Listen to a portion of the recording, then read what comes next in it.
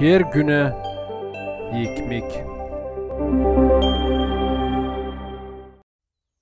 Dagininiz yeni adama angısı tazelenir, tanıyarak yaratıcısını. Kolosyalılara 3:10.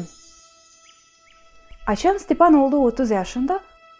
O başladı dağırsıma kendi işine. O hiç istemezdi olmaz satıcı magazinde. Sayıklayıp ki başka yok neyi bekleme, o çekitte arama yeni iş.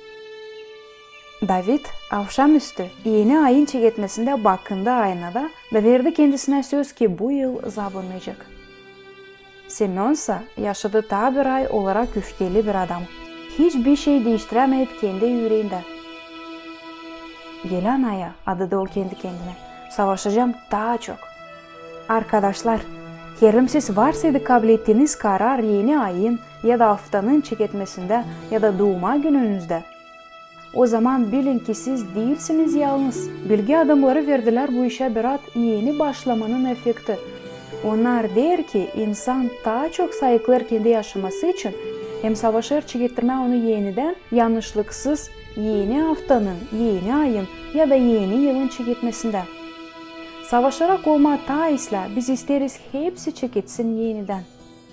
İnan Hristosa verir cevap bizim istemeklerimize.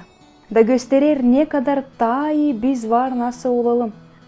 O çığırır bizi bırakalım eski istemeklerimizi. Da olalım insan değil kendi kuvvetimizle ama yaratıcının kuvvetinden.